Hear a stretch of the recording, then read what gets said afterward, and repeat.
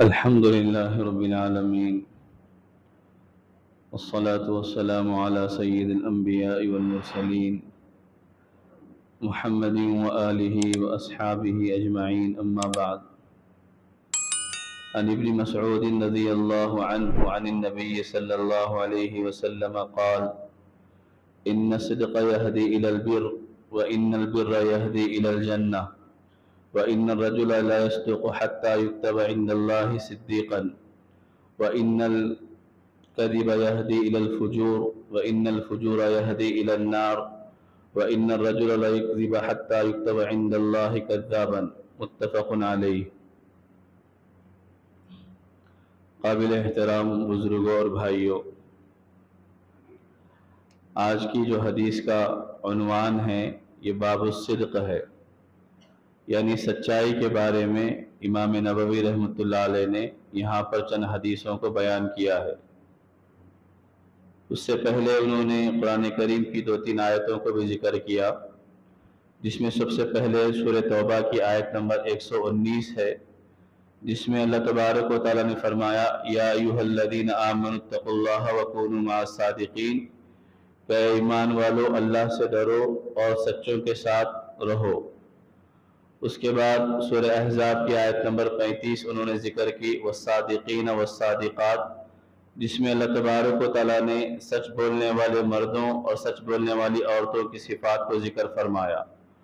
اس کے بعد تیسری آیت انہوں نے سورہ محمد کی 21ویں آیت نقل فرمائی: فَلَوْ صَدَقُوا اللَّهَ لَكَانَ خَيْرًا لَهُمْ، جس میں اللہ نے فرمایا کہ اگر وہ اللہ سے سچ بولتے تو یہ ان کے حق میں بہتر ہوتا.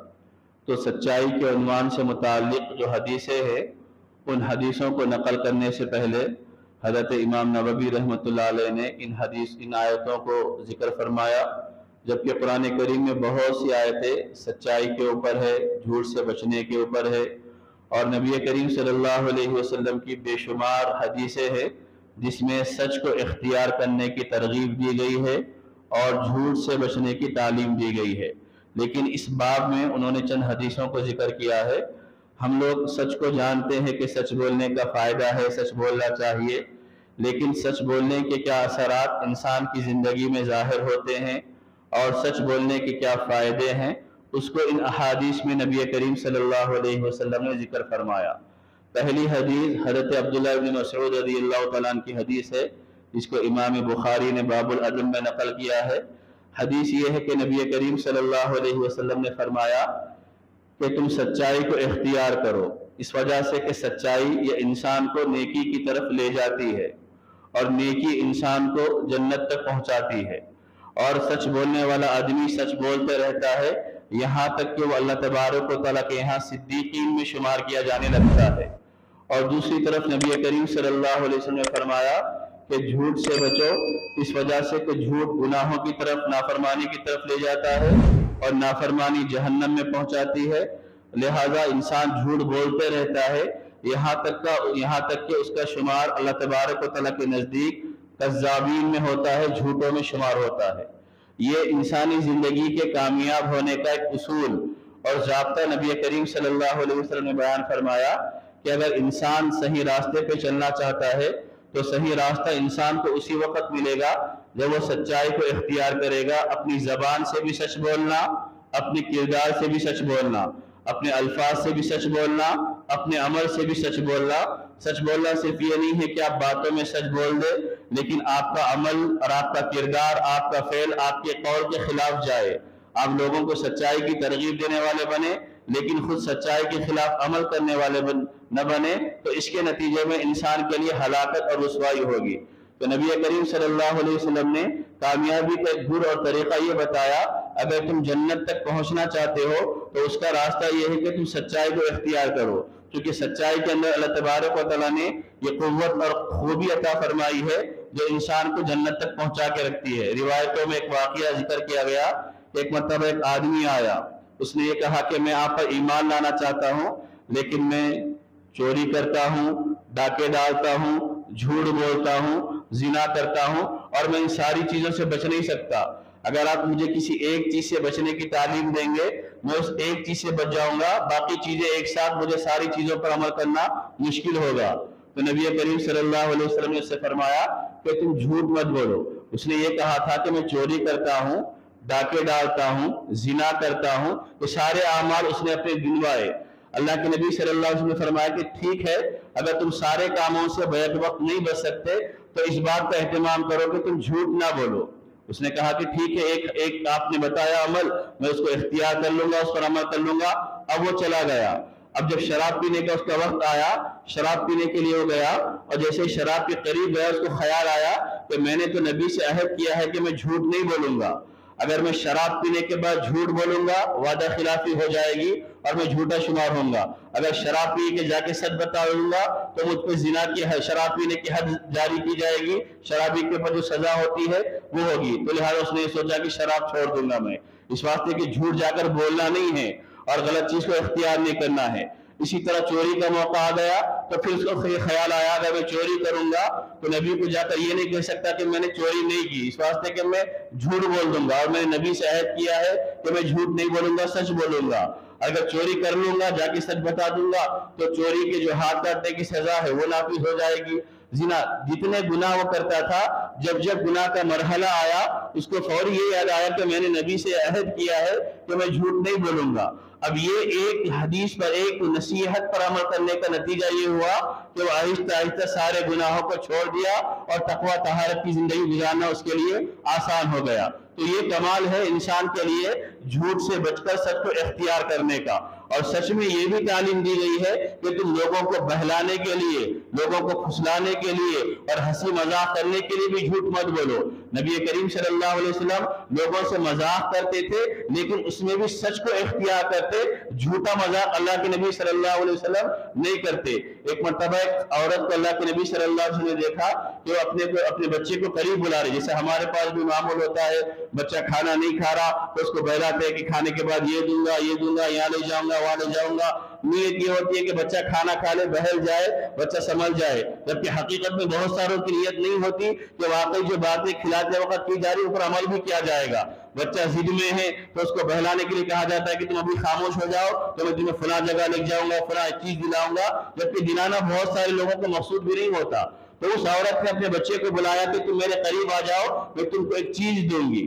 تو اللہ کے نبی صلی اللہ علیہ وسلم نے اس عورت سے پوچھا کہ واقعی تم اپنے بچے کو بلا کر کوئی چیز دینا چاہتی تھی؟ تو اس عورت نے کہا کہ ہاں اللہ کے نبی, میرے پاس ایک کھجور رکھا ہوا تھا, میں چاہتی تھی کہ اگر بچہ میرے پاس آ جائے تو میں اس کو کھجور دے دوں گی. تو نبی کریم صلی اللہ علیہ وسلم نے فرمایا اگر تم نہیں دیتی تو تم جھوٹی عورتوں میں شمار ہوتی. میرے بزرگ, میرے بھائی, کتنا بڑا عمل. آج ہم کتنی بغیر سوچے سمجھے کے بلا تکلف جھوٹ بول دیتے ہیں.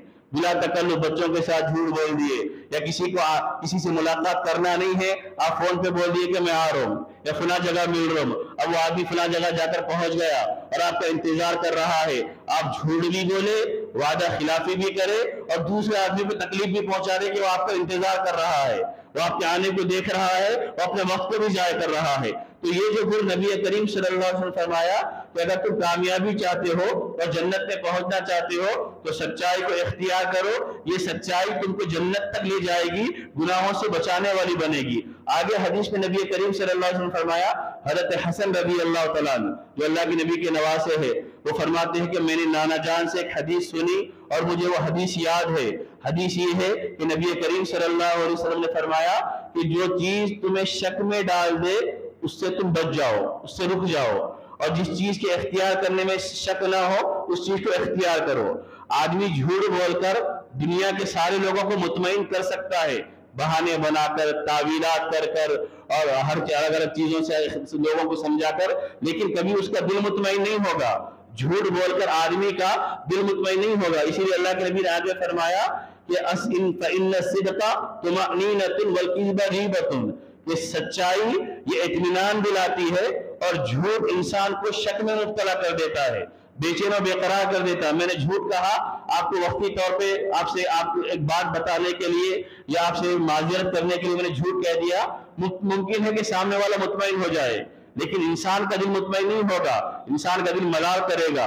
आदमी गुनाह करता है तो लोगों से छुप कर तो गुनाह कर लेगा और लोगों से सफाई जो पेश कर लेगा, लेकिन उसके दिल में हमेशा मलाल रहता कि मैंने गलत किया, मैंने झूठ बोल दिया, मैंने गलत बात लोगों को बता दी। तो हजरत हसन अल्लाह के नबी सल्लल्लाहु अलैहि वसल्लम की रिवायत नकल करते हैं कि जो चीज तुमको शक में डाल दे, जिसके इख्तियार करने में तरद्दुद पैदा हो जाए, करना या नहीं करना, तो अल्लाह के नबी ने फरमाया कि वो चीज सही नहीं होगी, लिहाजा तुम बच जाओ। और जिस चीज के इख्तियार करने में शक ना हो, तरद्दुद ना हो, उसको इख्तियार कर लो। इसलिए कि दूसरे हदीस में अल्लाह के नबी ने फरमाया इन्नल हलाल बैयिन वल हराम बैयिन, कि अल्लाह ने हलाल को भी वाज़ेह कर दिया, हराम को भी वाज़ेह कर दिया। इसके दरमियान कुछ चीजें वो है जो मुश्तबा है, जिसका हुक्म अभी वाज़ेह नहीं हुआ इंसानों के सामने। तो इंसान के नजात और कामयाबी इसमें है कि वो उन मुश्तबा चीजों से अपने आप को बचा ले, ताकि वो हराम के इर्तिकाब का कसूरवार न बने। तो यहाँ पर जो अल्लाह के नबी ने फरमाया कि सच को इख्तियार इंसान करता है तो उसका दिल मुतमईन हो जाता है। वक्ती तौर पर आपने सच बोल दिया तो ये न महसूस होगा कि शायद सामने वाले को बुरा लगेगा, क्योंकि ये मशहूर है कि सच कड़वा होता है, तो बाज़ वक़्त बुरा लगेगा, लेकिन उसके बाद में एहसास होगा कि वो कितने साफ दिल का है जिसने खरी खरी बात बता दी। झूठ बोलकर आदमी हजार बहाने बनाकर बच सकता है, लेकिन झूठे का मकाम नहीं होता, झूठा जलील होता है, झूठे पे अल्लाह की लानत होती है, झूठा मदूद मलून होता है, झूठा काबिल भरोसा नहीं होता, झूठों पे लोग एतमाद नहीं करते, झूठे को कदर की निगाह से नहीं देखा जाता, और झूठे से लोग अपनी बात बताने डरते हैं कि कहीं ये मेरी बात को दूसरों के सामने बयान न कर दे। तो ये अल्लाह के नबी सल्लल्लाहु अलैहि वसल्लम ने जिक्र फरमाया। उसके बाद अल्लाह के नबी सल्लल्लाहु अलैहि वसल्लम ने एक वाकया जिक्र फरमाया। इस हदीस के अंदर एक वाकया है कि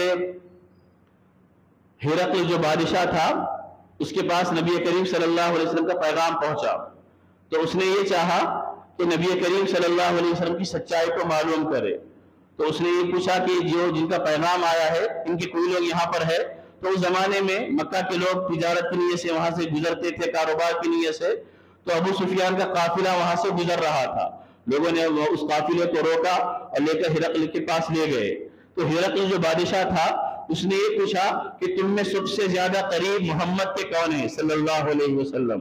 तो लोग अबू सुफियान ने कहा कि मेरा खानदानी रिश्ता भी उनके साथ है। उस वक्त तक अबू सुफियान ने इस्लाम नहीं कबूल किया था, ये भी है, और दूसरा वाकया भी इनका तफसीर के साथ बुखारी के अंदर मौजूद है।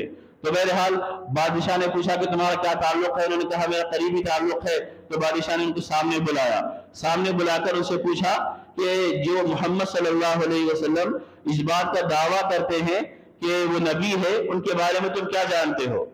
तो अबू सुफियान ने उस मौके पर नबी करीम सल्लल्लाहु अलैहि वसल्लम के बारे में बताया कि वो ये कहते हैं कि ला तुशरिक बिल्लाह, अल्लाह के साथ किसी को शरीक न ठहराए। उसके बाद वो कहते हैं कि हम जिन बुतों की इबादत करते हैं उन बुतों को छोड़ दे। उसके बाद आप सल्लल्लाहु अलैहि वसल्लम की तालीमात को बताया गया कि आप सल्लल्लाहु अलैहि वसल्लम की तालीम देते हैं कि सच्चाई को इख्तियार करे, अमानत को अदा करने वाले बने, पाक दामनी को इख्तियार करने वाले बने। तो सच्चाई को इख्तियार करने वाले बने।